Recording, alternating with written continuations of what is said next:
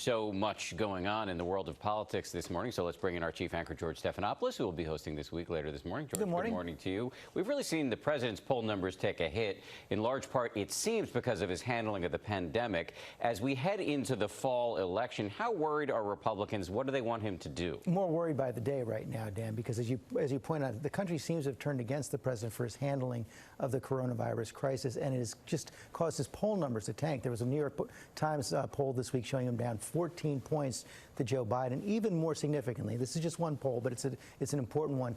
Even more significantly, losing to Joe Biden in every one of the 6 battleground states that are going to decide this election. Trump won all of them last time, so he is in trouble right now. His allies know it. He's starting to get some grumbling on Capitol Hill. The question is, can he turn it around? Does he have it in him? Does he have a second-term agenda? No issue for the White House to be dealing with this morning. A bombshell report from the New York Times this weekend alleging that the Russians were offering bounties to anybody in Afghanistan who would kill a U.S. soldier.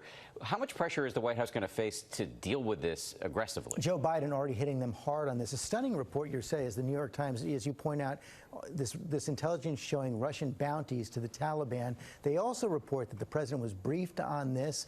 The director of national intelligence is denying that the president knew about it, but he is not denying the intelligence. So either the president knew and didn't do anything, or didn't know, which could even be more problematic for the White House if they had this kind of intelligence, had interagency meetings on it, yet didn't tell the president. What does that say about the function of the White House? One of the big questions they're going to be asking House Speaker Nancy Pelosi this morning. Yes, it comes at a time when, of course, their relationship with Russia is fraught, as always. George, thank you very much. I want to remind everybody, George has a big show this morning. As always, it's always a big show when George is hosting.